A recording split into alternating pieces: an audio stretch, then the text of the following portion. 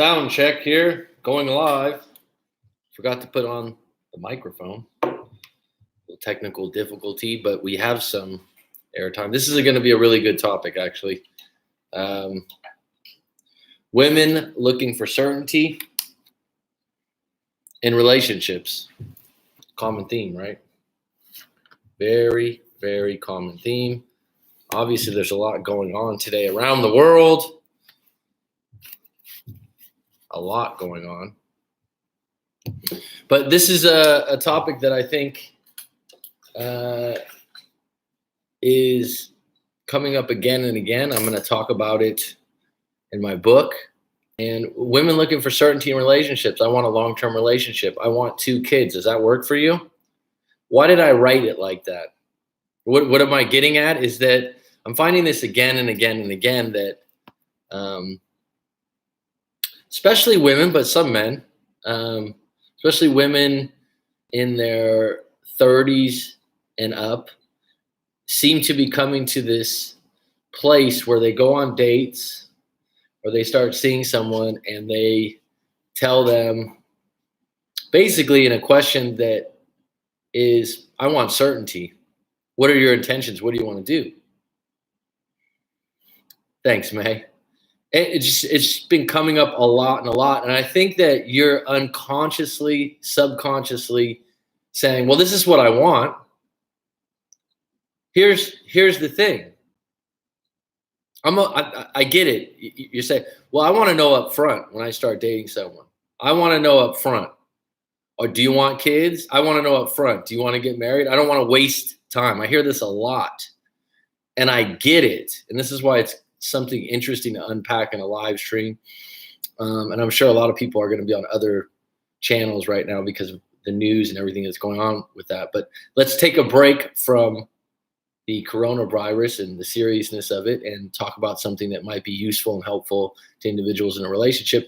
And men can chime in on this also. And please put it in the comments if you watch this live stream after the fact. But women looking for certainty in relationships. Let's ask you, Clarabelle, May, do you think you're looking for certainty? And what is, let's add something to it. What is marriage?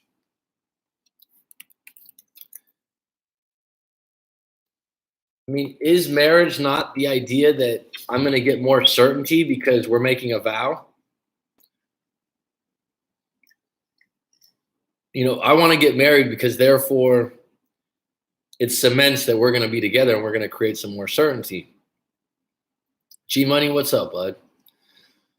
And like I said, some men look for this also. I think it's one of those glaring things that I've noticed again and again as women get older and older, as far as 30s, 40s, 50s, when they start to panic a bit and think my biological clock's ticking. This is what I want. This is what I want. And like I said, I get it. It's not like I'm like, oh, you're nuts, you're crazy. It's what you're thinking. But at the same time, is there anything that's certain besides math? 2 + 2 is 4. We don't need to debate that shit because it's math. But the idea that relationships are certain, it's just not there. Even if you get married, even if it's rose petals and wine glasses for 10 years, there is no certainty. But I will say this, when you start dating someone, and when I mean start, I mean, I don't know, 2 or 3 times you go out, and a lot of people are doing online dating, which online dating to me is you're going to get more options, but you're going to have to sift through the options. So it's going to take more time to sift through those options. And some people feel it's very important to tell someone up front, hey, look, you know, I want 2 kids. I want to get married in 2 years. I want a picket fence and I want a 5-bedroom house, you know, and I want a cabin in the mountains. Well, I just want to make sure they know what I'm looking for. I get it. At the same time, I don't want to speak for all men because I don't speak for all men. But I will say this, and maybe Peppa Pig, I believe Peppa Pig's a man. G Money, who I highly respect, his opinion. Does it scare you off as a man if a woman in the first date, second date, or stops you as you guys are getting intimate, or maybe makes a declaration of, hey, I just want to let you know right now, I want marriage. I want a long-term relationship, so don't waste my time. They say that on the first date, second date, maybe even the third date. But I've seen this a lot first, second date. And then even individuals that are in a relationship 6 months, 8 months, 10 months, they're knocking at that door hard. They're banging. They're going, hey, we've been together this long. I think it's time to talk about marriage. I think it's time to talk about this. I get it. Once again, every relationship, let's look at this in a different direction though, needs to unfold in a way. And I'll tell you this, if a guy has a strong frame, he has some confidence about him, he doesn't like to be pushed into the idea of you saying, hey, you got to marry me. It's human nature for a confident individual to go, hey, you don't tell me what to do. Think about that for a minute. And so the minute you start saying you have to do this, or this is what I really want, if you can't do it, then I think we should be done because I don't want to waste my time, you're actually sabotaging the possibility of a good relationship. Because here's the thing. A good, organically grown, nice relationship takes a little bit of time. It takes a little bit of time to build that. And if you have a good relationship going, I think that when you're younger, in your 20s, you subconsciously do that because you have more time, maybe you're in a better place in your life, but overall, you're not wanting to necessarily get tied down. So that's not an urgent thing for you. But the urgency in your 30s and 40s, what I'm saying is, you're not going to get rid of that. You're not going to get rid of that feeling. I'm saying don't project that onto your partner or a potential partner that, this is how we have to be, and you better get on board. And the person's going, well, let's get to know each other a little bit better. I don't want to make that declaration. Yeah, I'm serious about, I have interest in you. I wouldn't go on this date if I wasn't. But at the same time, can we eat dinner and have a conversation? Well, tell me, or do you want kids? It's like, whoa, right? Do you want a guy that you could push around like that? Let's think about that for a minute. Because it's coming up a lot, and women will go, oh yeah, I just wasted my time because he just told me. He's like, actually, I don't want to have kids and I don't want to get married. And he told me 8 months later, but in the beginning of the relationship, he told me he did. Here's the thing. People change their mind. Oh, he was trying to trick me. Now, is it possible that in the beginning of the relationship, an individual can go, yeah, I'm on board possibly for marriage. Yeah, I'm on board possibly for kids. They get to know you. They start dating you. And they go, actually, I don't want to have kids with this person because of just a few things. And they might not say why because they don't want to hurt your feelings. And you're thinking, oh, they just wasted my time. The whole time they didn't want to have kids. No, they got to know you and the way you talk about your friends, the way you allude to things. And they said, you know what? Actually, I don't want to. Or something happened in their personal life. They were around one of their best friends recently and the kid was really annoying and they thought, you know what, maybe I don't want to have kids. People change their minds with the fucking wind in the 21st century. This is the reality we live in.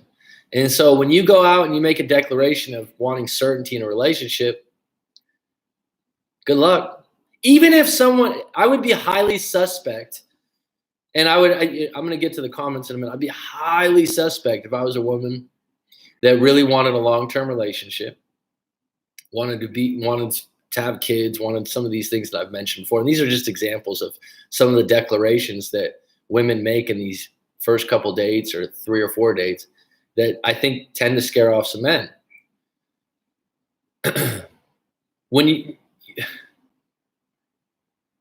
Attraction's fleeting. Attraction takes time. But here's the thing. If you really want to judge if the man's capable of filling the void of most likely being a good long-term partner, which is not guaranteed, regardless of what they say in the beginning. Later on, the woman goes, oh, he was just trying to get in my pants. Maybe he was, maybe he wasn't. But in the moment, he could have been, yeah, I'll consider marriage right now. Sure. Now,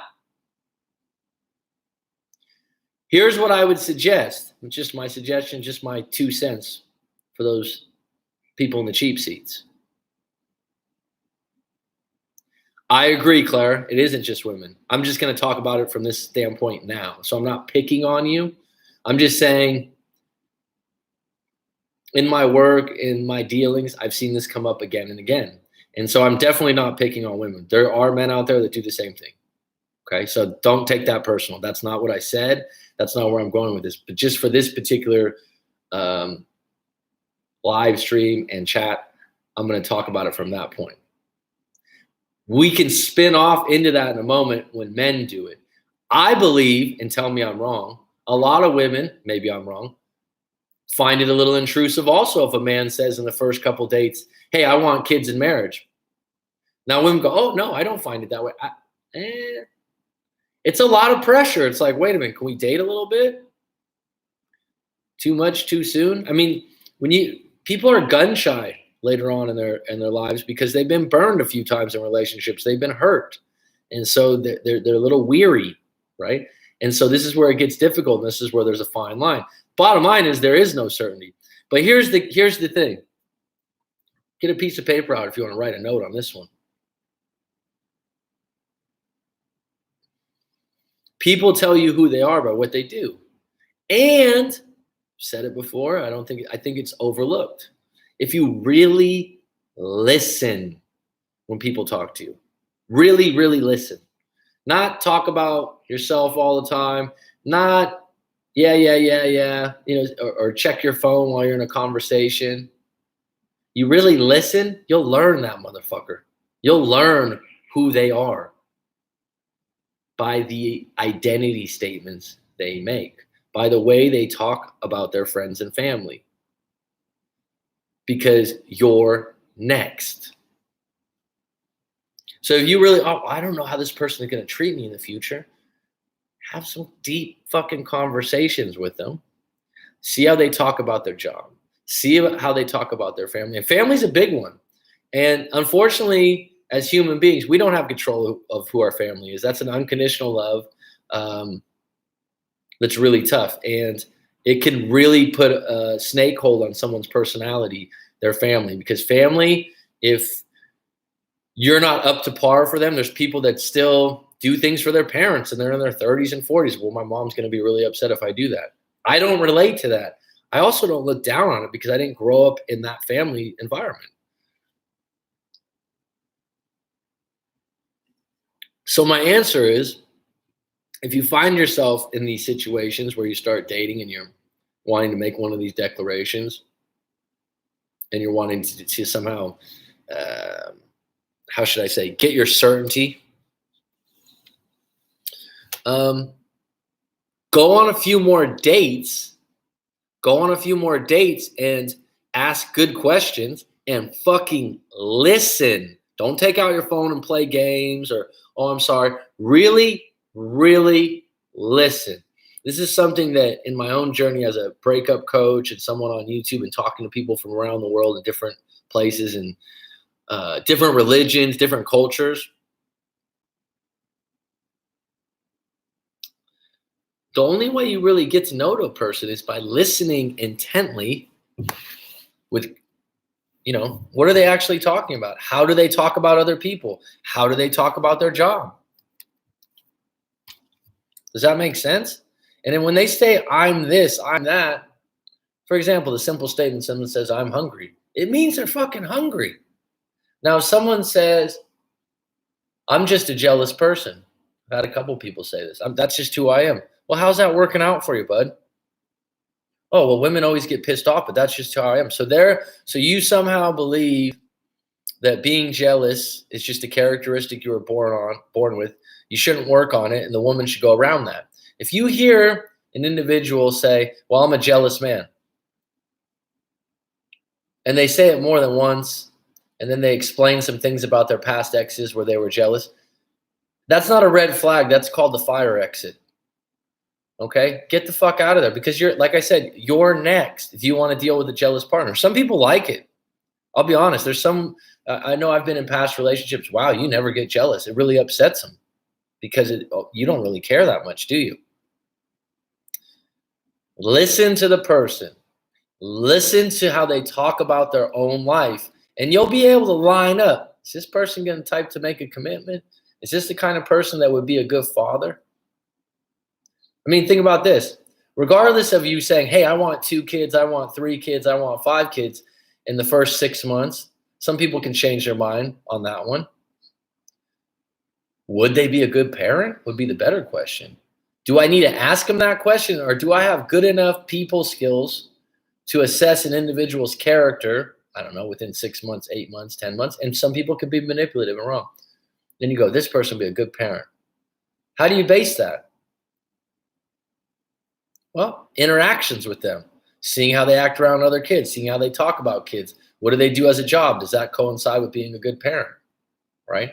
So instead of declaring what you want, I would recommend, and tell me I'm wrong on this in the comments right now, I would recommend going on a few more dates and treating it like a discovery mission, and to dig more deeply and let the people tell you who they are by their actions or by the way they treat people. And if something makes you wince and you go, fuck, wow, you said that about someone or you did that, you're next. You're not going to get, just because you have an intimate relationship, some things can be hidden because intimacy is a powerful pleasure. And so just like cookies and milk when you're a kid or money at work, it can be something that people are on their best behavior for.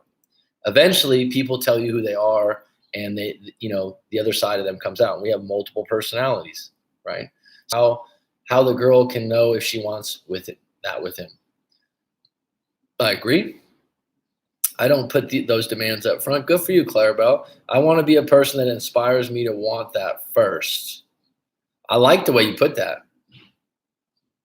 Want it with him, of course, is what I'm thinking. Or say, OFC. Yeah, that's a great way to put it, May. To declare that in the beginning, do you even want that with that person? Let's be honest. When you're dating, there's some individuals where you're highly sexually attracted to them. There's some individuals where you go, I'm not that attracted, but we have this really good connection. It's different. And what kind of partner do you want long-term?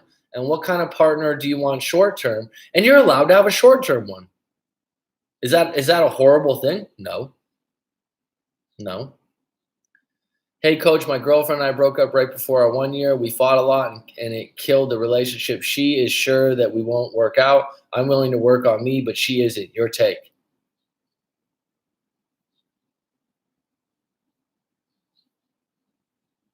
Well, obviously, if you say Peppa Pig, if you're still on deck, go ahead and make a comment. But if you say, this is really telling right here. I broke up right before our 1 year. Okay. I broke up so you broke up with her, so you had a problem with her. We fought a lot. So there was issues there, and it killed the relationship. So if it killed the relationships and you fought a lot, you were fighting over the same things and not getting any solutions. So obviously you agreed to disagree. She is sure that we won't work out, okay? Because whatever you want her to do or whatever you want her to change, she doesn't agree that it's a good idea. You say, I'm willing to work on me, but she isn't. So the problem is she doesn't think she needs to work on herself. Correct me if I'm wrong. If that's the case, you're done. So a lot of times, let's just use alcoholism because it's a simple thing that everyone has in their family if they don't have it in a relationship. You've come across it with friends or family members if you're a human being with a big enough sphere of influence, right? Alcoholism. Someone will not quit alcohol unless they believe they have a problem. And usually there has to be some kind of consequence, right? There has to be like your license got taken away and you're going to go to jail, and then all of a sudden that's when you'll stop, okay? And so I'm saying whatever it is that you're fighting over, which I would need to know in a live coaching session to really unpack it, she doesn't see it as big a problem as you are, and therefore she's not going to work on it, and therefore you're always going to fight about the same things. So if you're going to you got to meet each other halfway on the bridge. Investment for women is riskier since they have to deal with bearing children, so they are more concerned with locking down commitment. You're right, G-Money. Jordan Peterson talks about this. This is a scientific dynamic of it. Women only have so long to bear children also. I get it. I said that earlier. I'm not fighting that idea. What I'm saying is I don't know if it's the best path as far as dating goes, because you're eliminating some good possibilities by scaring individuals off and becoming demanding from the get-go. And someone goes, well, I don't, if for you to say, I want a long-term marriage, I want this, I want that, the person might say, yeah, that's what I want too, but I don't know if I want it with you yet. However, we live in the world of Bumble and various dating sites. Everyone looking for instant gratification, I guess, does want to wait time. Peppa Pig, if you're fighting all the time, ditch it. Life is too short to be with someone you always at odds with. Good take, G Money. Don't let your biological clock determine your partner choices. In retrospect, after my divorce, my counselor said, based on my age at the time, I may have subconsciously been affected. If someone really wants a child, they can still do that, relationship or not. Good point, Judy Jack. Or maybe he wants marriage and children, but not with her. Don't want to be rude, but that's what happens. Exactly, May. I think it does happen.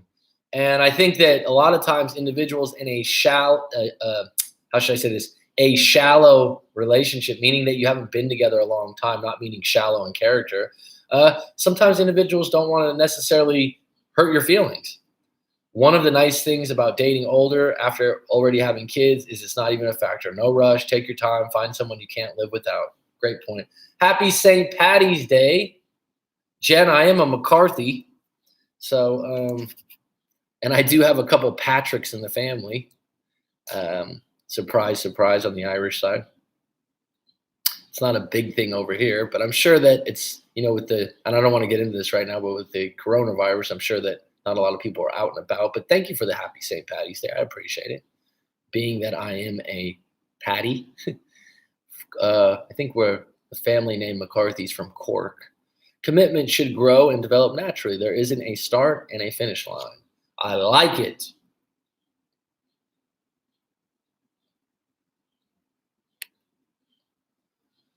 Okay, Jen says women tend to know much quicker than men do. Know what? If you could. Listen, it's not just women that do this. I agree. Men try and force commitment too, but it's for different reasons, I think. I agree. I think if we're going to talk about men, I think men,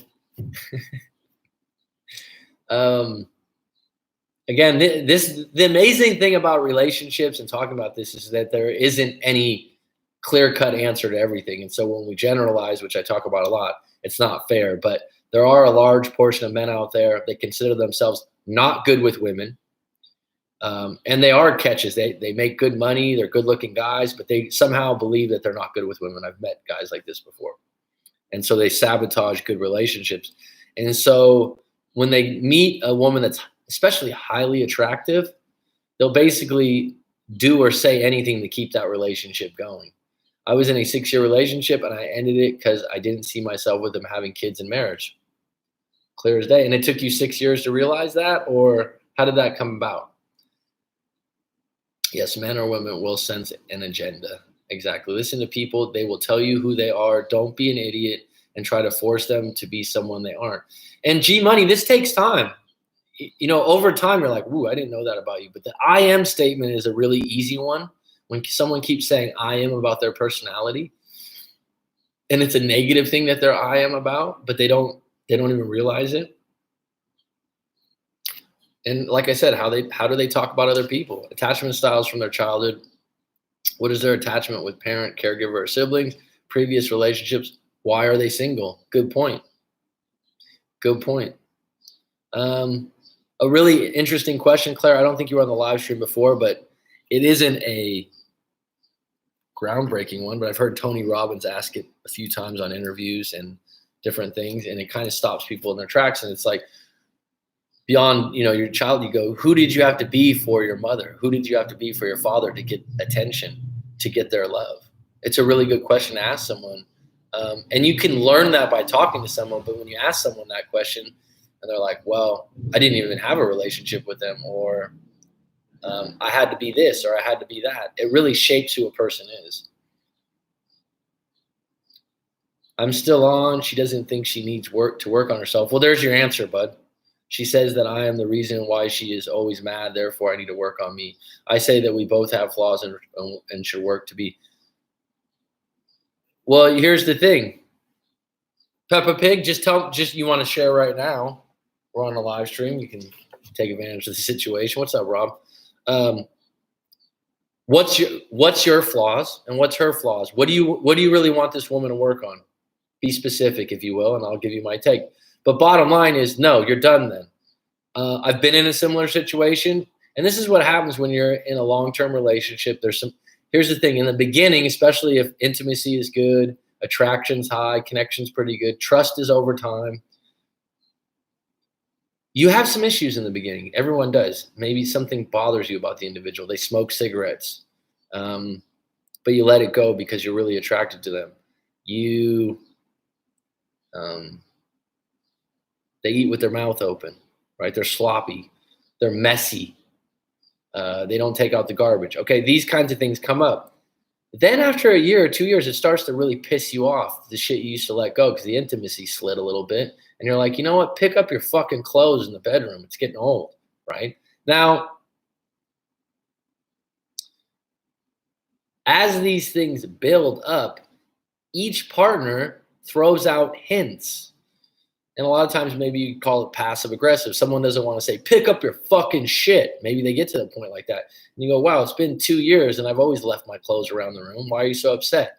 Right? Because they're sick of it. Now, they keep hinting that this is a problem, but you in the back of your unconscious, subconscious mind goes, they're not going to leave. I can still do this shit. Okay? It's the same. Think about it this way. I've seen this multiple times. Weight. Someone gets overweight in a relationship, and overweight is a kind way to put it. And then they go, well, I just kind of let myself go because I had a surgery. There's reasons, shit happens, you get overweight, all right? And your partner says something to the extent of like, wow, you looked really good in that picture. I know that I know that you've gained a little weight because of this and that, but you know what they're saying. And I had someone in a relationship say this to me one time. They're like, look, you're gaining a lot of weight. And if I had to choose to date you again, I wouldn't date you because of the way you look. And I was like, wow, that was a fucking smack in the mouth. And I was getting really fat. Not like really, really fat, but fat. And I started exercising, not just for them, because I'm like, if this individual is going to say it to me that loves and cares about me, then it's real, right? And I had to make a choice at that point. Do I feel like it's true or not true? Now, people get these hints all the time. And then when they break up, they're like, oh, I can't believe they broke up with me. That's so low that they would break up with me because I got overweight. Well, if they met you at a certain weight and that's what they were attracted to, here's the thing about being overweight or any other disempowering thing. It bleeds over to other shit. Okay? Now, there's plenty of people out there that go, I'm happy with my body. Good for you. I'm happy for you. There's a large faction of men out there that like women that are heavier set or thick. So it's not a problem. But if an individual feels like, oh, I'm so fat, I'm this, I'm that, and complains all the time, does someone want to be with someone like that? No, it's negative, it's annoying. And so this is just an example that comes up a lot. Now, what happens? Dun, dun, dun, dun, dun, dun, dun. What happens when someone breaks up? If they're doing it right, at some point, they take a good look in the mirror. And they take a physical analysis, usually. They should be taking inventory on everything in their life. And I talk about this in the upcoming book. But they should be taking an environmental analysis, a friend's analysis, a job analysis of where they're at. These are really good things because this is who you are as an individual. But a lot of people just go physical. They go, oh, I'm not good enough. I don't look good enough. They're not attracted to me anymore. Might be part of it. It ain't all of it. Now, what do they usually do? It's almost like New Year's. Oh, I'm gonna start going to the gym. They make immediate changes, and I would say women more than men, to look better, to feel better, and to embrace the fact that, hey, I'm single now. I better start looking better. And if my partner comes across me again, I want to look better. And I don't know how many times I've seen this. You run into someone and go, fuck, you look great. Wow, you lost some weight. You've been going, oh, yeah, I've been doing this. What sparked it? They don't usually always say it, but a lot of times it's a breakup. It's not, oh, I just decided. And this is why, because if you're doing drugs or you're smoking cigarettes or you're overweight or you're doing these kinds of things and you get everything you want, there's no consequences to it. And your partner's like, oh, I really don't like you smoking cigarettes. And you're like, well, you didn't mind it when I was with you before. And you're like, well, you're getting older right now. And, you're starting to cough more. And it's, I'm worried about your health and this, that, whatever. Because they don't believe you'll leave. And then when you break up and they're sitting there at home next to the windowsill with the rain falling and a fucking slow jam on, and they go, maybe I should stop smoking cigarettes because it's not attractive, and maybe it is bad for my health, and maybe this is the time I actually do it. Crisis is an opportunity. So what I'm saying to you, Pepper Pig, if this individual that you're with was ever going to do some of these improvements that you suggested, it's probably going to be done when you break up. If not, they never were going to change them. It's your next card to play. Laugh out loud. Anybody who says they don't need to work on themselves is a psycho. Everybody has room for improvement. She might still be right about not being right for each other, though. Yeah, G-Money, I agree 100%, but individuals find different things that are important. And let's add something to this, because this is a good note to make. Actually, this is what I'm going to start doing in my live streams a little bit more often. Your self-improvement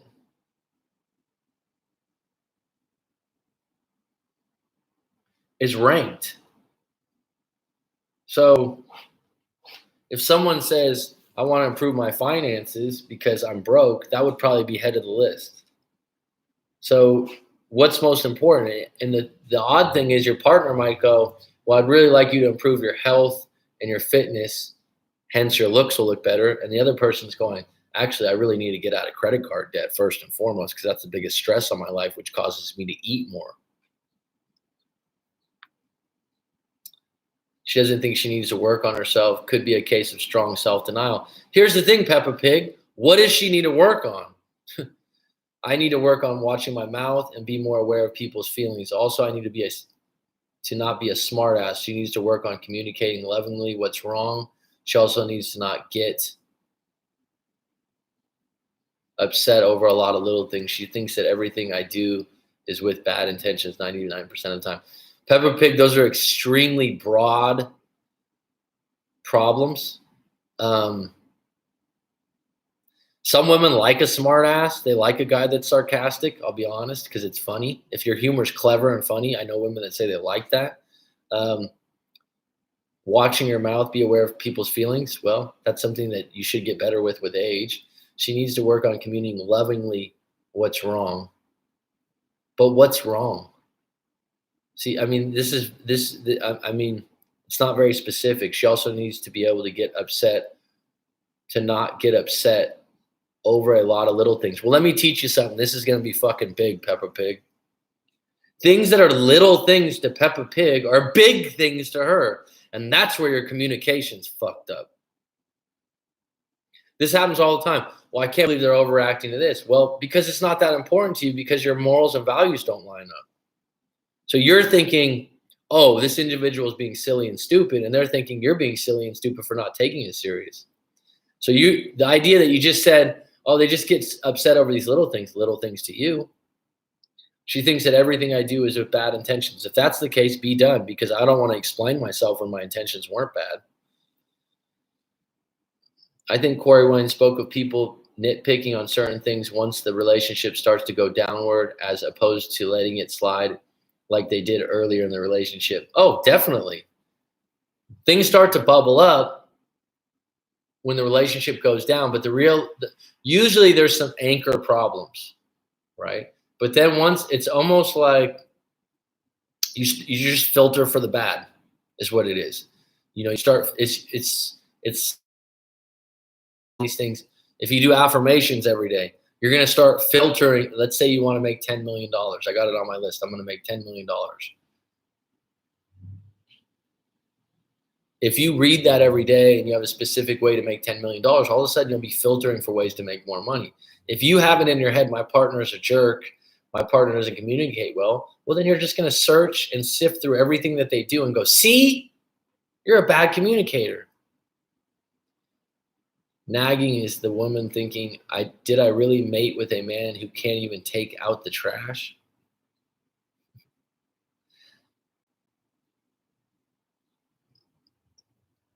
Nagging can be annoying, but if you get to a certain level in a relationship and go, is the nagging valid?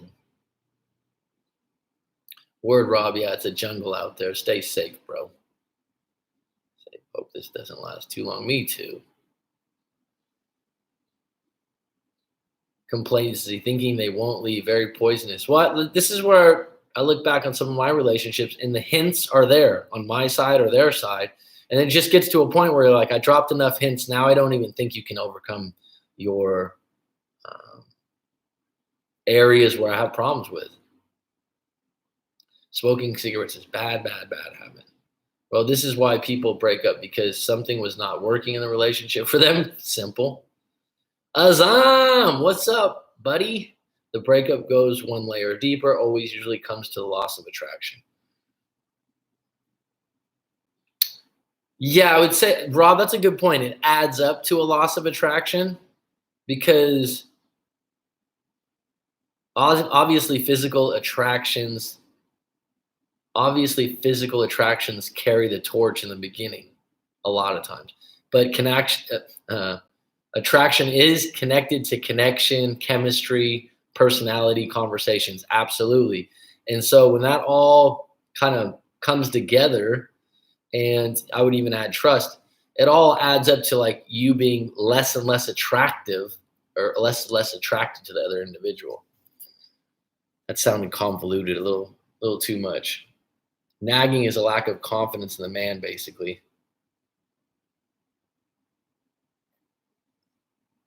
Could it be possible that there are some women that are just naggy by nature because that's how their moms were? A loss of attraction can be derived from multitude of factors. In regards to nagging, I think, like I said, you have to really listen to what they're nagging about. Are they valid complaints? So taking out the trash, if that's your chore, and they nag you on that all the time, is it, being that they maybe do the dishes or do other things? Or if you just, here's a solution to the problem, make enough money to get a fucking maid that does all that stuff for you. But when you're looking at nagging, is it valid? In my case, in my own life, when I've been nagged, or I call it sometimes, if it's petty, if someone's getting petty with you, you got to be honest with yourself and say, I'm not going to cave in on shit that I don't find important, because you're opening the floodgates for that being an issue again and again. So you got to take a stand. I felt like I'm walking on eggshells all the time. I don't want to get back with her. I just want to learn my mistake. She said she didn't feel like I loved her when I changed nothing. If you feel like you're walking on eggshells, take a break. Not just take a break, but get out of the relationship, go into no contact, recenter yourself, because that means that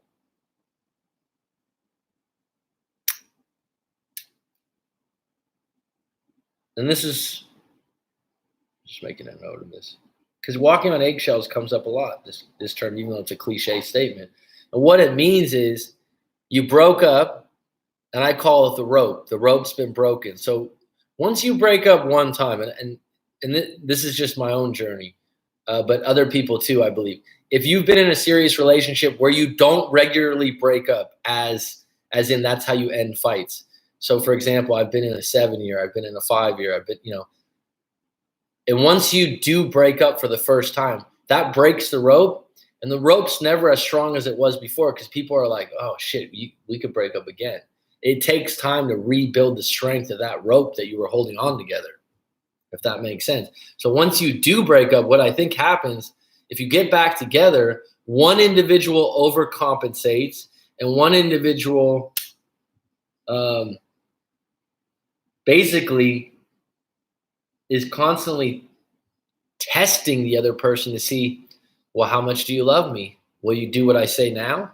Now that we're back together, now that we got intimate, I want you to do this because you didn't do it before.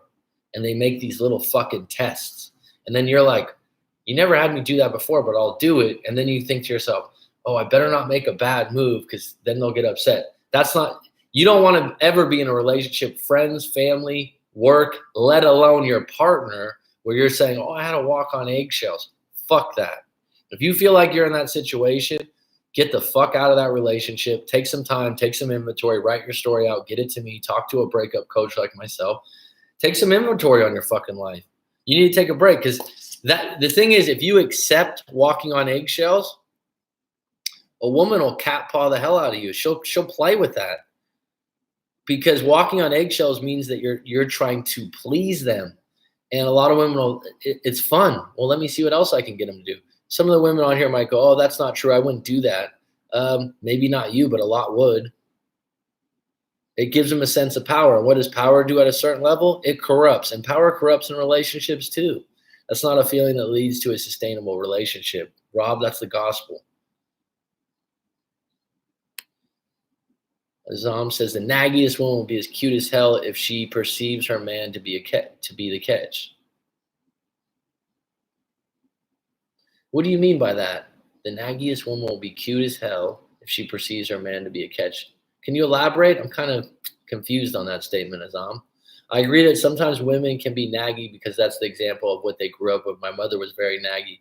I don't mean that in a negative way. I mean, my father, some of the, things about my dad, my niece and nephew lived with me. They were like it was like my kids at their age. And there are some things that I would do in the way I would scold them or talk to them. People would go, wow, you're just like your dad. And that's just subconsciously baked in.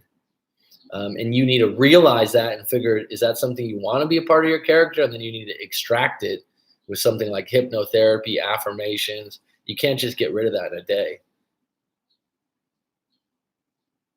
I've found myself falling into that pattern. Well, Jen, I would suggest hypnotherapy.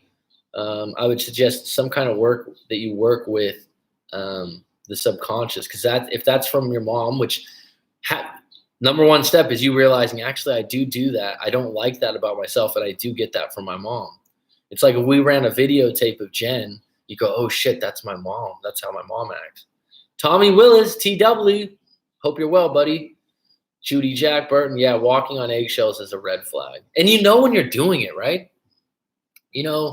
I had a breakup where we got back together, and I just noticed these tests were coming up that were never there before. And they were just power, like, hey, I want you to do this. And it was like, you never asked me to do that before. And then you're like, all right, I'm going to make an extra effort because we just broke up. And then you think to yourself, what the fuck is this? Well, really what it is them playing a little cat paw game of trying to see how far they can take the control of the relationship. And the frame you enter into the new relationship is the frame they're going to carry out throughout the relationship.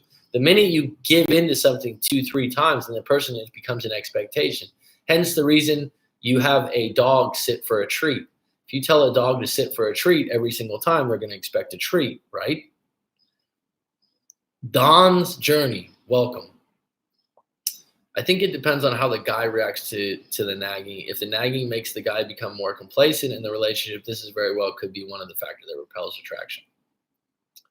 Could also be a method of testing. I agree with the testing. Like I said, the important thing isn't the nagging, it's what you're nagging about, and if you as a man can find a solution to it.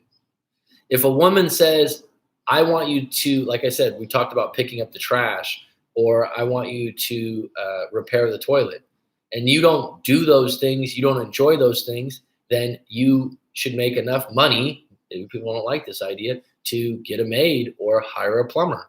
Now they might go, oh, why can't you do it yourself? Now they took it too far, because at the end of the day, you're solving the fucking problem. Could also be a method of testing, which most guys won't clue in on, know how to respond to. Yeah, you need to reset the relationship somehow. You do. It's like you look at, I'm not into video games, never have been, probably never will be. But when I was a kid, I played Nintendo and these kinds of games. I don't know if anyone remembers Contra or Super Mario Brothers. What do? You actually, it sounds bad, but you die in the video game, and you get to restart the game all over again. You realize where you went wrong and how you eventually you realize how to beat the next level or how to get to the next level. And if you look at relationships, a lot of times, your next relationship, if you do it right, You say to yourself, well, I learned where I died in that relationship, where I fucked up in that relationship, and now if I get some knowledge on this, I do a little research, maybe I'll get to the next level. If not to the next level with the partner that you broke up with. If you reset, you need to leave and give it some time. I agree. Well, the giving of time actually allows you to go, what am I chasing? Am I chasing intimacy? Because a lot of times, or loneliness, a lot of times when you break up, the biggest elephant in the fucking room is loneliness and a lack of intimacy. And oh no, I miss her, I love her. You haven't been intimate with a woman for a month, 3 weeks. Oh, I really fucking miss her now. Or, hanging out with my buddies doesn't add up to the good times we had at dinner or the things I could divulge to my partner when I came home from work. Because at that point, the girl probably starts to have a low value thoughts of the guy. And when she has a low value thoughts, well, it's typically over, or she cheats. No girl wants a weak man. True. Bobby Bellman. Max. It's Mac. Just don't ever lose your... Bob Bellman's good people. Always good to hear from you, bud. Just don't lose your balls. Is that what you were going to say? What I mean is nagging is a subconscious action by the female expressing her current frustration about her man. It is never about taking out the trash, and men subconsciously know that as well. Good point. I know what you mean by that. I'm saying that some women can carry that on from that's how their moms acted. So good point, though, Azam. You're saying that women are going to be much more naggy when they're upset about other bigger issues. True. We had very good chemistry. I feel that's why we lasted so long. I was very tired of fighting. It was exhausting. If you ever use the word exhausting, that's time to take a break or be done. That's why I was walking on eggshells. Well, eggshells to me is you're trying to overcompensate. If someone tells me I'm walking on eggshells, that means, correct me if I'm wrong, you're not being yourself. You're being careful. You're playing not to lose. Does that make sense? You're playing a game where you're like, oh, I don't want. You wanted me to dress like a woman tonight? Okay, no problem. Is that what you like now? And the girl gets yeah, that'd be cool. And you're like, I don't really want to do that. But in your head, you're like, oh, if that's what it takes to be together. You know what I mean? And people do this. They're like, oh, I'll do anything to get back together. I've had people, because people ask a lot, well, what's the percentage of people that get back together? I don't fucking know. I don't keep track of this. I don't have a data sheet on this. I'll tell you this. I'll tell you your best chance of getting back together with someone is if you are at a really good place in your own life. Where are you at as an individual? Where are they at as an individual? That'll line up right there. Good, bad, just okay? Think about that for a moment. The person that's at a really bad place is vulnerable, so they're desperate. So if you break up with someone, you're in a pretty good place, they're in a bad place. Let's just give an example. If you're in a really good place financially, you have a really good family life, your health's really good, you broke up with an ex who has decent health, what I mean by that is healthy lifestyle. They have family issues, they have financial issues. They're going to be more likely to want to get back with you. See how that lines up? We had very good chemistry. I feel that's why we lasted so long. I was very tired of, okay, so read this already. Sometimes it can go overboard or become a constant, repetitive routine. If the guy says nothing in the case, it starts depleting that attraction. I believe that some women take on new roles as the relationship changes. And I've witnessed this before I just talked to someone recently that's dated a lot, has had multiple relationships, never lived with a partner. I'm like, you've never lived full time? Well, no, that would be marriage. I'm like, totally different ball game when you live with someone. Totally different ball game if you share a house. Let's say you're husband and wife and you take on a mortgage. You just have an extra attachment to you two. I followed Corey Wayne for quite some time, so I was aware of weak behavior It was hard communicating with because she got her feelings hurt all the time. Me and Azam actually just had a live coaching. We talked about this, and it was a great great session, I should say, Azam. Learned a lot from Azam also. But we talked about this before. Man, that's a weakness for some of us out there, myself included. When a woman gets her feelings hurt to the point of tears and crying, that's hard to overcome. It's hard to overcome, and you need to. If you feel like what you said or what you did wasn't meant to hurt them that way, or they might be taking it too far, you need to distance yourself from them for a little bit, because tears and crying can manipulate you into a bad situation. And the woman doesn't necessarily know she's doing it on purpose. She might really just have those feelings. But do you want to be in a relationship out of pure pity? Do you want to act on pity with a partner? Good questions to ask yourself, Peppa Pig. Does she have a history of bad relationships? Sorry, Max, hours of driving. You know how voice Google is. Not ever lose your edge, guys. Keep that and keep yourself sharp. Thanks, Bob. I appreciate you, buddy. Mac. Love as hell, Mac. You guys. Wow, I hear more and more people listen to this almost like a radio show. This is where I'm going to go with this thing. Well, then you can come back with what is really bothering you. I bet they'd answer. Good question, Judy Jack. What's the real problem?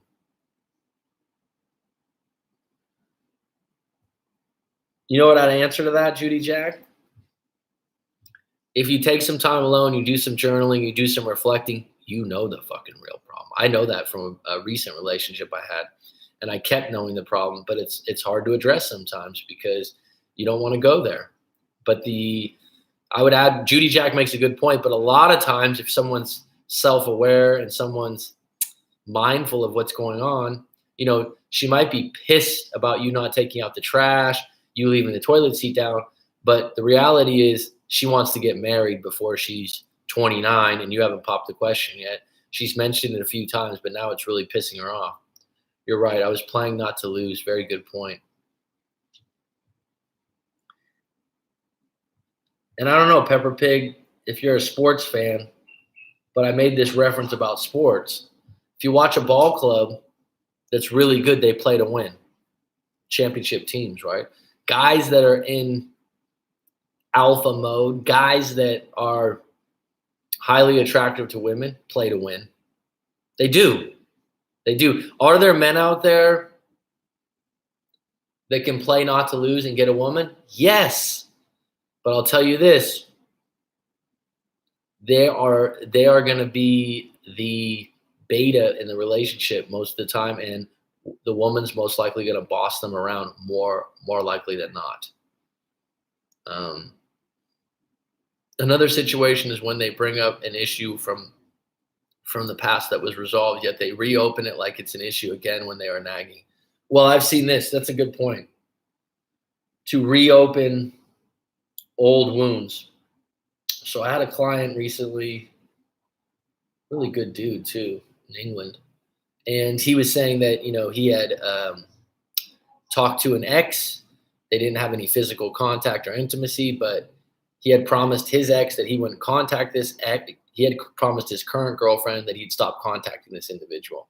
He still contacted her because he was worried about her depression and problems. He lied about it. He then told her the truth.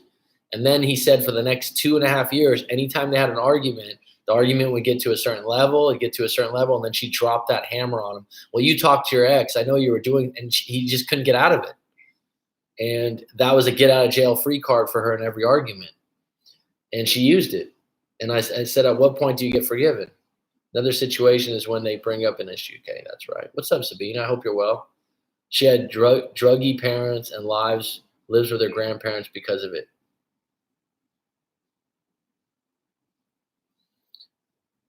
She used to drink a lot. She's never been in a long-term relationship before. She wanted to get engaged to me a month ago.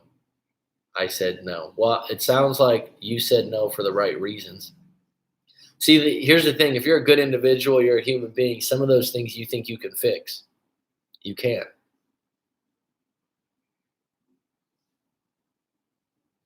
You can't.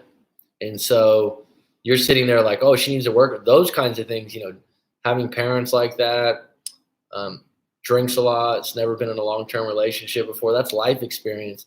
And if that doesn't line up with some of your specialties or your areas of expertise, is there an easy answer for that? No.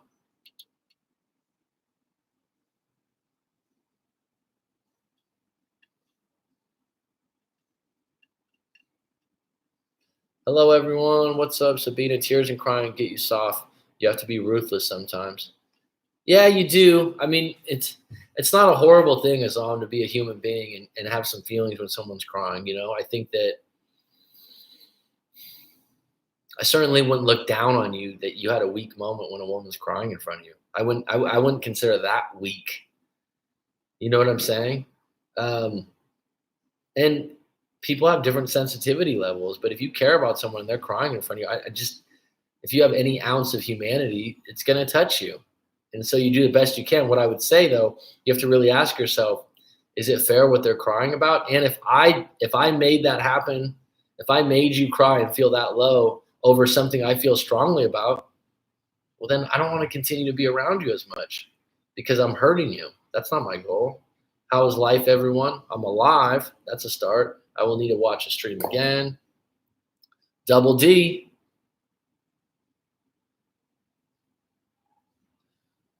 Once an issue is resolved, it shouldn't be brought up again. My ex would always bring things back up. Obviously, he wasn't over it. I'm full disclosure, as I always tell people, because I'm honest. I had issues with that in early relationships in my 20s. And looking back, it's insecurities. It's insecurities. Sorry, there's someone was at the gate. It's blatant insecurities. It's you not being happy with yourself. And it's you trying to really rewrite what happened. Because if someone keeps bringing it up over and over again, sometimes the only thing someone could do is say, sorry, I apologize. I mean, what else can you do at some point? I did it. It's done. If I do it again, then it becomes a habit and who I am. But right now, if you want to give me the benefit of the doubt that I'm really sorry and that I'm honest in saying that, this is not something I'm fucking proud of, what you could ask the person, what's it going to take for you to get over this?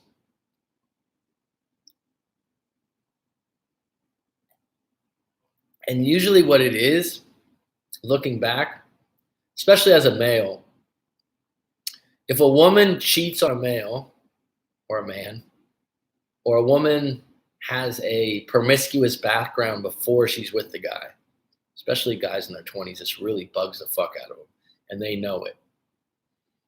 Men want to rewrite that history, and somehow they feel like your actions are a reflection of them, and they don't want to be associated with it, but they still love you. And so somehow bringing it up, they want you to be sorry for it over and over again. And what it really breeds is contempt, exhaustion.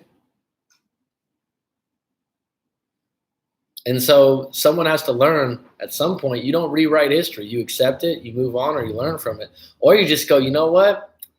Your history, and I had a girlfriend like this when I was in my early 20s. Great girl. Flirtatious, outgoing, sweet. You'd go out, and I think before me, I think she had 4 or 5 boyfriends, right? And it bugged me. You'd go out, you'd go somewhere public, go, oh, that's my friend. And the guy would come up and he'd say hello to you. And sometimes the guy would, and we talked about this, me and Nizam talked about this in the live coaching session. It's really funny because it's something to talk about, right? Guy friends. And I don't get a lot of people that complain about this, but it comes up sometimes. It does come up sometimes. The girl with guy friends. This could be a topic on a whole nother live stream. And you're with your girlfriend and she's like, oh, this guy's my friend. It's like, cool, I'm secure. We've been hooking up. I know you're into me. I can tell that. You meet the guy and you usually know, nah, he likes you. Now, how do I judge that? If I meet the guy, he looks me square in the eye and he goes, hey, what's your name? How you doing? He makes an effort to have a fucking short conversation with me with eye contact, shakes my hand and talks to me, makes an effort. Then I know this guy's a friend and he respects me as a guy. in a new relationship with her. If he's really your friend, he's going to be interested in knowing who I am a little bit, right? A little bit. If the guy meets you and you run into him and he doesn't do that, he just goes, oh, hey, how you doing? And continues to talk to the girl.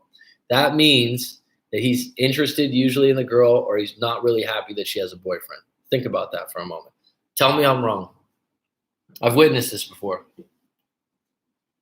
right? And the guy will instantly be like, oh, hey, how you doing? And then he'll circle back to your girl. And then you just go, okay. If a guy has some class and he has some balls and it really is a friend or old coworker, and I do it all the time because I have a lot of friends that are women. When I say friends, acquaintances, I mean, we don't, hang out all the time. But if I meet her new boyfriend randomly, I shake the fucking guy's hand. I look him right in the eye. Hey, how you doing? Oh, how long have you lived here for? Or this. I make some quick conversation to let him know I'm not a fucking threat. I respect you as an individual. And I'll take it a step further. If my friend's in a new relationship and she's a girl, I respect the fact that the other guy, if we go out to lunch or we went to go out to eat somewhere or something like that, I respect the fact that might be off limits now, because the guy's like, what are you guys hanging out for? If we're talking about business, we're talking about work or school, fine. But I respect the fact that the guy would find that questionable. If the guy's trying to go out of his way to make appointments or do things sneakily, if that's a word, then you know what's up. Now, here's the real story with guy friends. It's not the guy friend's fault or duty to be or not to be what you want them to be. It's your partner's duty to do the right thing and to set the boundaries. I had an ex-girlfriend before. She was very beautiful. She was pretty. She got a lot of attention. And there was a guy from her old job that would fucking call her up all the time. I've never overreact because I take it as a fucking compliment, right? Guys like an annoying little gnat, right? You'd be like, oh, hey, what's up? I need help finding a new job, because she helped people find jobs through her. She was like a job placement coordinator for this company, we'll say. Because I don't want to say the exact job. And this guy he would call up looking for an excuse to talk to her. She would bring me to meet up with the guy, and then the guy would see me and he'd be like, oh, hey, and he'd keep talking to her. And it was just such a weak move. It was such a weak move. But she would set up the boundary in front of the guy, basically showing him that she was with me and interested in me. And that's the way you should be, because that's one that men will not let go of. If you have a lot of guy friends, because guys know what guys' intentions are a lot of times, and there's a lot of little wolves in sheep's clothing. And then they'll go, oh, I didn't think it. No, you just like the attention. Women here, I play to win also. Good for you, Jen. Women bosses that beat around, relationship eventually over. I don't understand. Women bosses that beat around.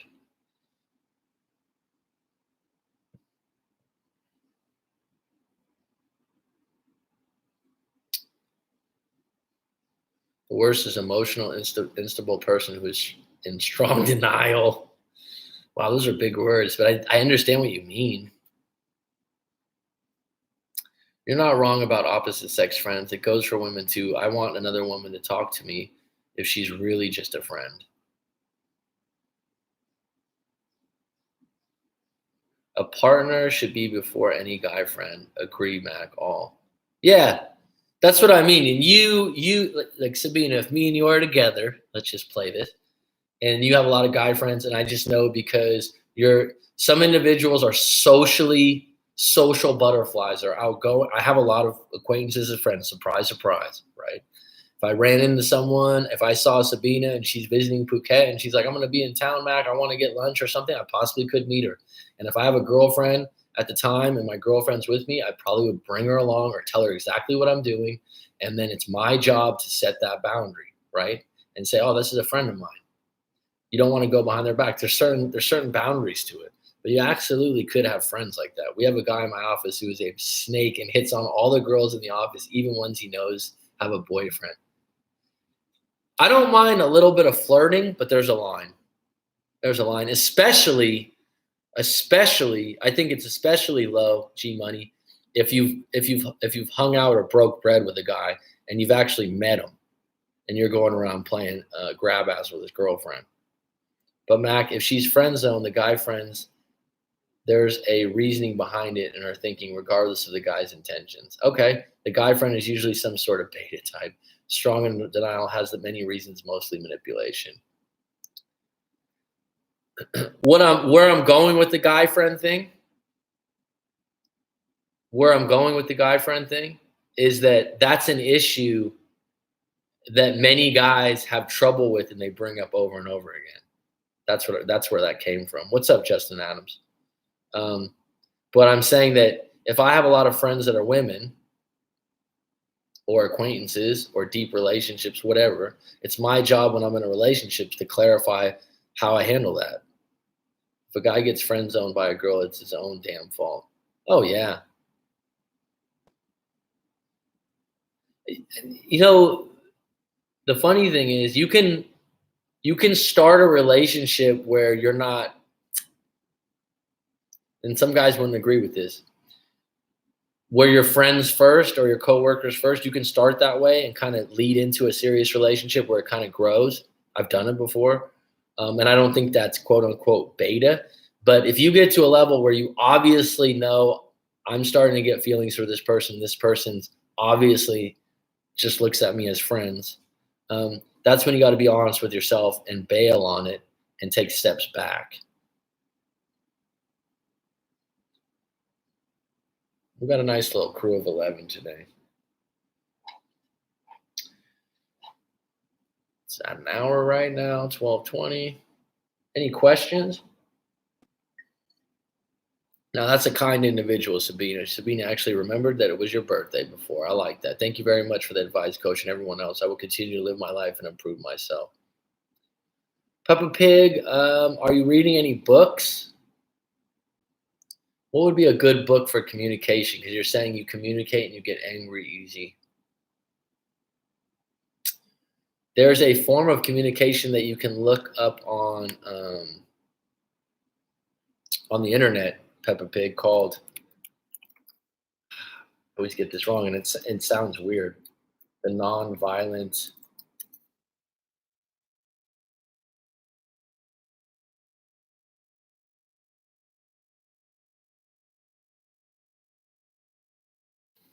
talked about it on the show before. Nonviolent communications. It's 4 steps.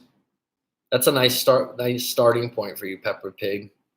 And I'm not saying you're being violent. You didn't say anything about that. But the guy bases it on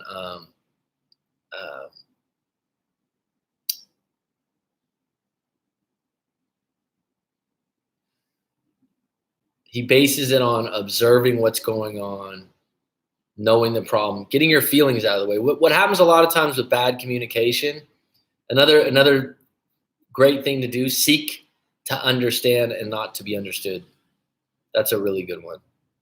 And when you can start doing that, you'll give people a little bit more leeway, but also you'll communicate better, because what happens in bad communication is, and I've done it, full disclosure again, before I did this and my journey with psychology and different podcasts and educating myself and doing breakup coaching, and not being the communicator I am today in my 20s, is you constantly wear a set of shades with filters on them that go, I see the world in red and green, you should too. And someone goes, I don't see any red and green. And then you go, what the fuck? You don't see the red and green? Where I'm going with this is you're always filtering through life based on your past experiences and your rules, your regulations, your values, your morals. And when someone doesn't follow up with that shit, you go, you're wrong. You're wrong. And then someone goes, no, you're wrong. The reality is most shit, I would say 90% of it, is a fucking opinion.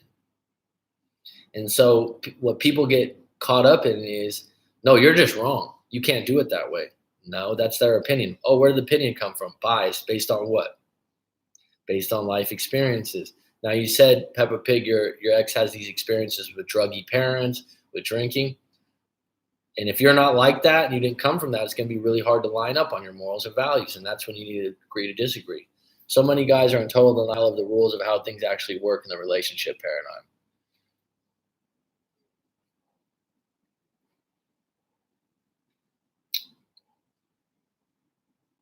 Would you say, not just you, Rob, but I think a lot of times, and women included, women have this thing where they tend to, oh, guys don't understand relationships. Oh, the guys are this.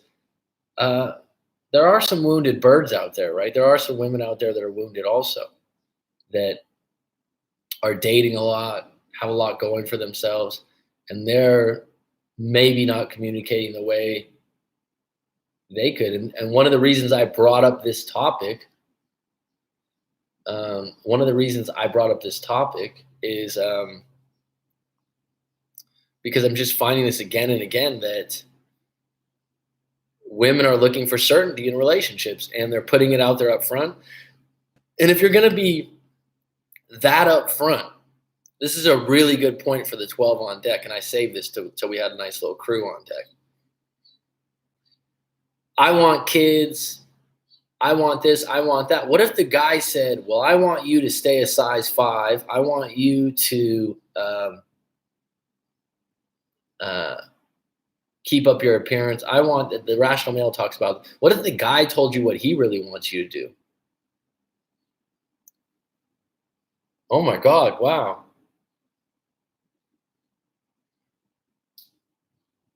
And what you're not allowing yourself to do in the beginning is to realize that you're trying to set all the parameters for that individual. I want to get married. I want to have kids by this. I want to have this many kids. I want to do this. I want to do that. People don't change. You might as well have a fucking contract. And I thought about this before, and I've thought about writing a short book on this. What if we had a 4-year sex contract? All right, we're going to get married. All right, here it is. I want sex 3 times a week. If you don't do that, then we have grounds for divorce. No financial problems from that. Okay, I agree to that. I want you to make over $100,000 a year. I'm allowed to make $80,000. You set it like a contract.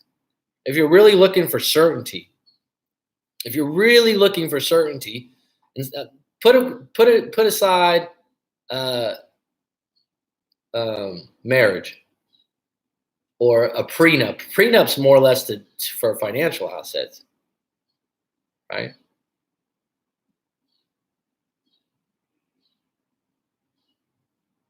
What if you had a contract for 4 years with a partner? What would you ask for? Fucking interesting question, huh? I don't even know what I would.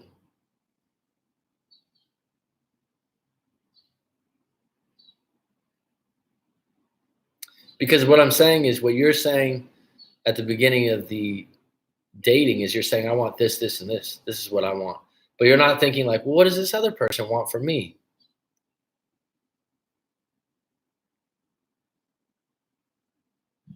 Peppa Pig, a good book might be for communication. No More Mr. Nice Guy by Dr. Robert Glover.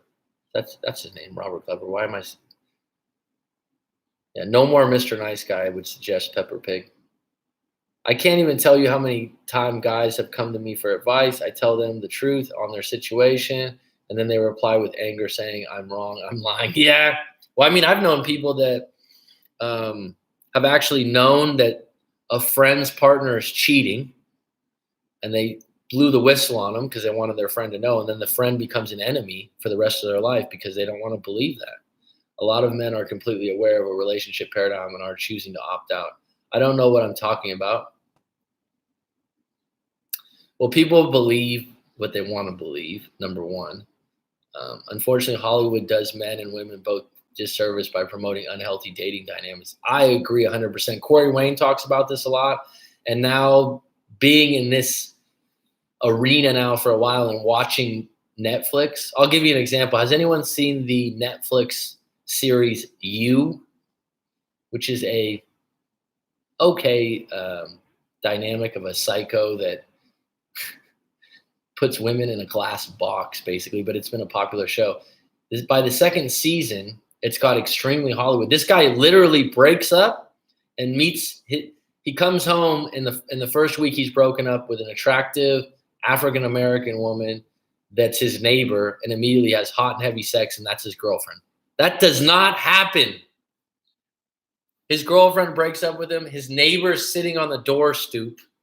Hey, what are you up to? Hey, what have you been up to? He takes her into his house, and it's his new girlfriend. He moves to LA. The first place he works at, some woman has a huge crush on him that's attractive and a high level. Immediately, that's his girlfriend.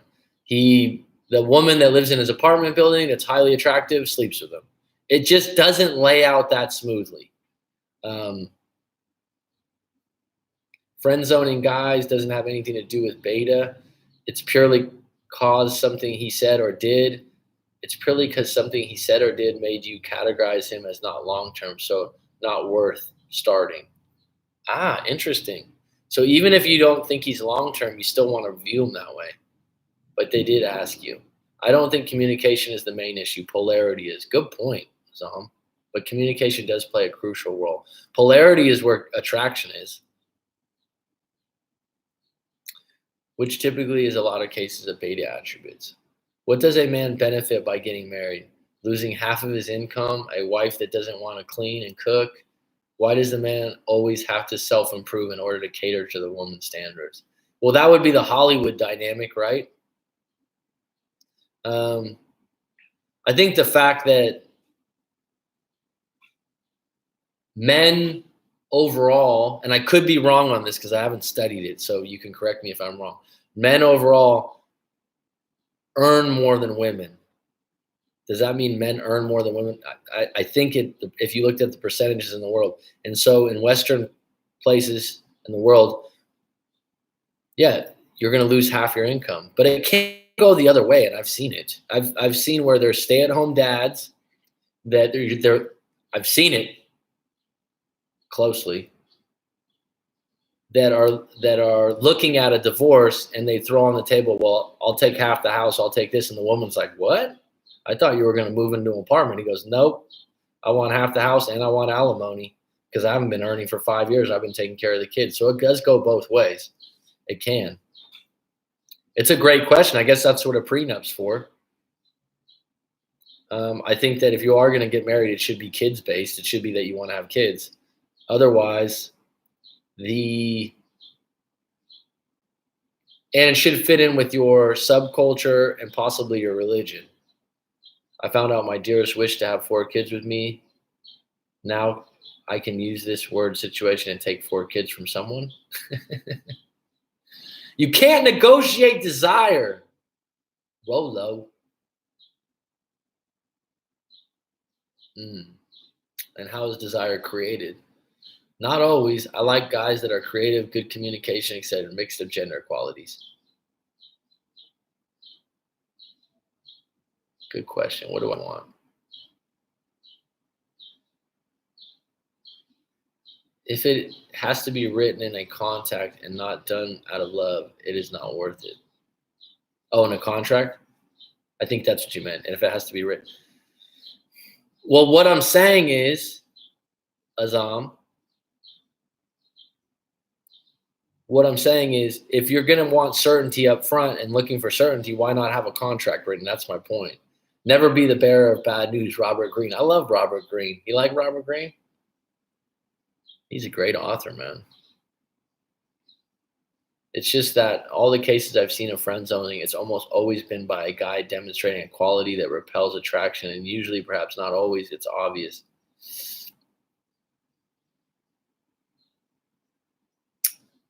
I think the friend zone thing over time is the guy just never makes a move early on. And I've done that before. I'll be, again, full disclosure, I've done it. But when I did it, I wasn't looking. Here's the thing. I was kind of on the fence as far as, do I even want to hook up with this woman because she's a bit of drama? Because I didn't want to do anything long term. And so later on, there's a couple of girls that we were friends, and she was like, why didn't you ever move on me? And then I thought to myself, well, what you just said, I thought, well, I didn't want anything long term, and I didn't want the drama. We need to watch that show, Judy Eckberg. That is a weaker man, or is it most often associated with beta behavior. I'm sure it's not always the case though, but in my experience, it's a bulk of them. What is the male attribute that would lead to a friend zone situation? Good question.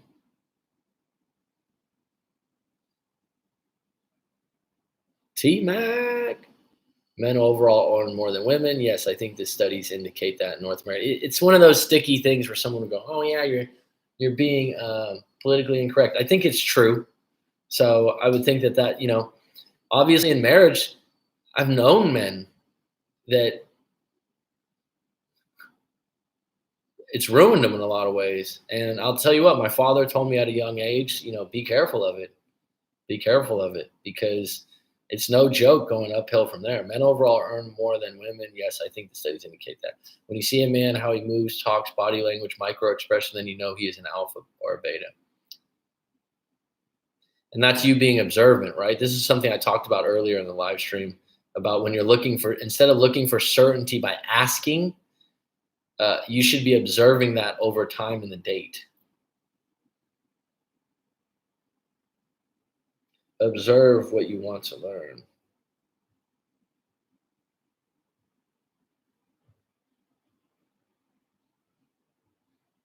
Don't ask. That's a good quote. Observe what you want to learn. Don't ask because you might get lied to. When you see a man, okay, Judy Jack, not always an alpha workaholic that didn't have time for me would be a no. An alpha man that didn't have an emotional IQ would be a no for me, for example. That's a good point, Judy Jack. That's a really good point. Earn the same for the same work. It's illegal to pay different for gender. Men just happen to do really dangerous jobs are the majority of work-related deaths and injury. Okay. I can tell for the most part by assessing those things. My take on that is that those types of guys are not true alphas. Well, that would be up for interpretation. Women say they like to nice good guys, but will end up going back to their ex, treating them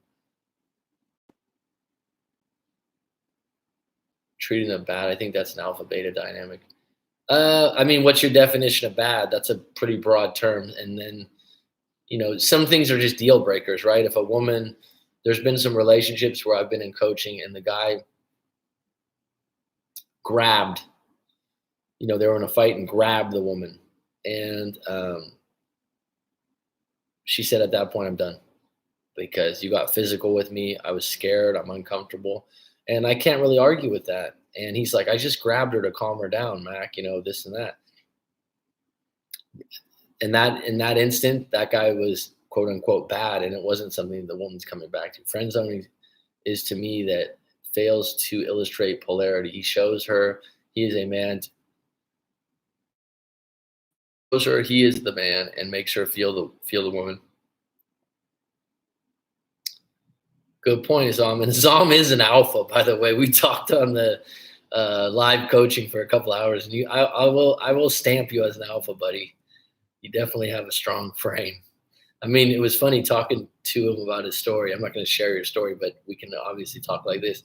And I was like, that's strong because the places he was coming from, Zom in this particular situation, I was like, damn, you are playing to win. And some people would view some of the things he was doing as, wow, you're being an asshole or you have no give. And he's just playing hardball. But at the same time, he wants a certain result and outcome. And what he's doing is, like I said, playing to win. And it was just interesting because you don't see that a lot. And Azam, it could be cultural, right? Because in the Middle East, where you're at, people obviously hold a stronger frame because you mentioned that also. Rob, I need less than a minute. It's training people's behavior. Once you know, it's fairly obvious. I don't blame men for being clueless about the dating game and female nature. It's because it become a taboo subject to talk about women as anything other than angels. In certain cultures, yeah, in American culture, I think that Rational Male really punches that home pretty clean. Well, in a funny way, what would cause friend zoning? It's complex, but it's something they do or say that conflicts with your values or perceived compatibility. either emotional or physical. And it probably would be up for interpretation in an individual. Someone that would friend zone one guy, another woman would find him attractive. I mean, seriously. And that has to do with what Rollo Tomasi calls market value, right? What are your options? So someone that has lower amount of options based on their attraction, based on their status in society, is obviously going to give in to some of the other things. Christian Connie, in his anger book, to not even use intimidating body language when angry with a woman. It's best to sit and not tower over. Solid advice. So sometimes simple things like that help. Good recommendation. I wouldn't consider myself as such. Honestly, I can be a softie. Good for you. I was impressed. I was impressed with the way you handle your situation. So I'm not just saying that. Should I blame myself for how we turned out?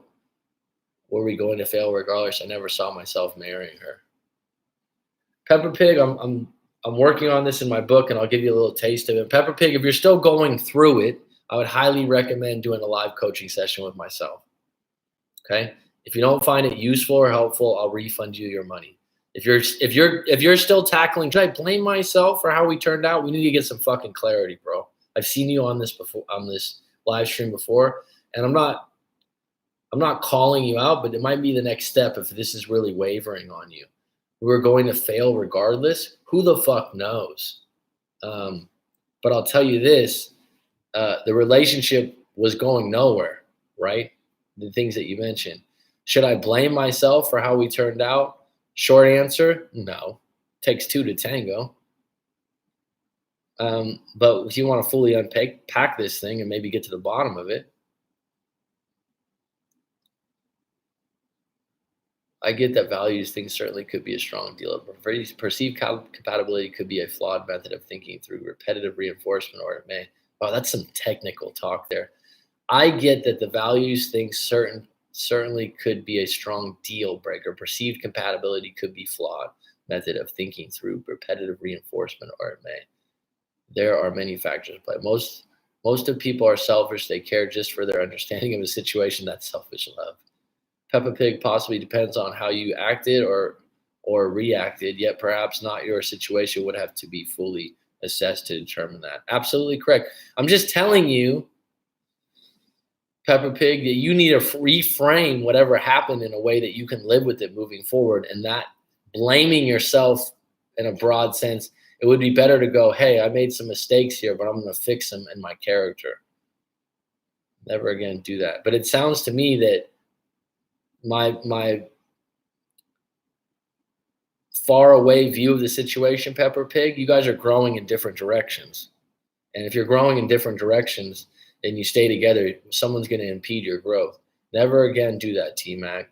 I was oblivious to intimidating my ex until she brought it up, and I had to put myself in a 5'6" woman's shoes when I'm 6'2". Let us see if it works out. So far, no signs.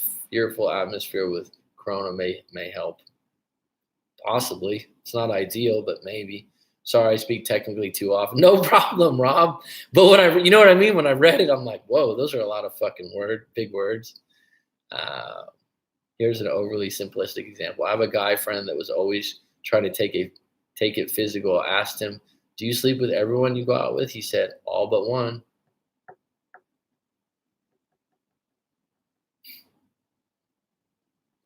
I think that's clever, actually, Judy Jack. I think that's funny. Do you need permission of a girl's family to date her? Not if they don't know about it. I'm referring to the cultural part of dating in essay. Big red flag. No true alpha would say that. Did your friend zone him or just get rid of him?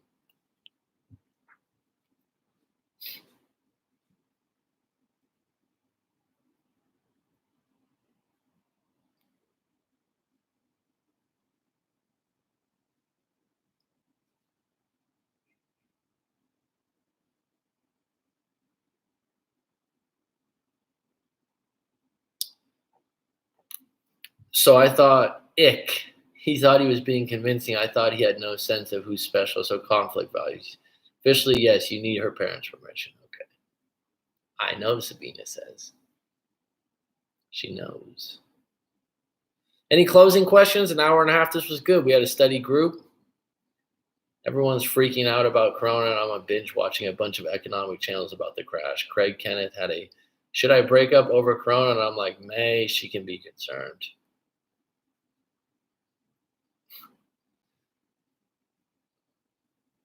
Any closing questions? I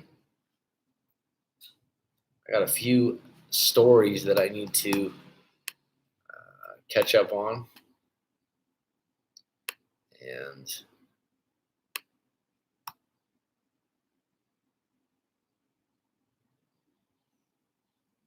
nope, nothing there. G Money, it's always a pleasure, my friend. Enjoy live, T Mac. It's not a war. Steady. Yeah. Sabina, I love the way you talk, hon. I was telling people I thought it was going to be World War III, a couple months ago with what went on. And, the one good thing about this, and I don't want to get too deep into it, folks, but hopefully could I come on more often? Yeah, I thought about that. I thought more people are locked down. Yeah, I could. And I'll keep that in mind that you said that. And I have to bitch it, so I need to fight over toilet paper. That's ridiculous. The funny thing about the toilet paper thing, the rest of the world's not like that. Take a fucking shower if you take a shit. I mean, come on. It's not, you don't need toilet paper to live. You need water and all that stuff. People are just, but I'll make an effort because right now, yeah, and it could help the channel and whatnot like that. So, and right now I do have the time too. But what I was saying, I lost my train of thought there. This is a time we're all, as human beings, this isn't cultural, this isn't race. This is a time to come together and make an effort to realize that we're all human. I mean, this might seem deep, but this is a human problem. This isn't Chinese. This isn't American. This isn't anything else. And so we all need to do the best we can and realize that let's help each other. Let's not be fucking selfish individuals. Let's be aware of what's going on and realize that, maybe this is something that we can come together on as a world problem and come together on a vaccine or come together on ways to combat it. All these things come about trade and fucking money and all these things. This is a situation where we all need a solution to the same problem. And it would be really nice if we can gain some diplomacy in the world through this, some kind of silver lining, if you will. Does it happen? I don't know. I would hope so. So I will be back on by the request of my good buddy Rob IS. And I agree, not a lot of stuff's going on. A lot of people are in lockdown, so maybe this will be good. You guys like the live stream, so I'll definitely be on tomorrow, same time. Well, be a cynic, and how about this, T-Mac? How about lose the cynic cloak for a day and see what happens? Reverse the cynic. You be the human kindness rather than telling everyone else, no, humans aren't kind. Light a candle. Curtains.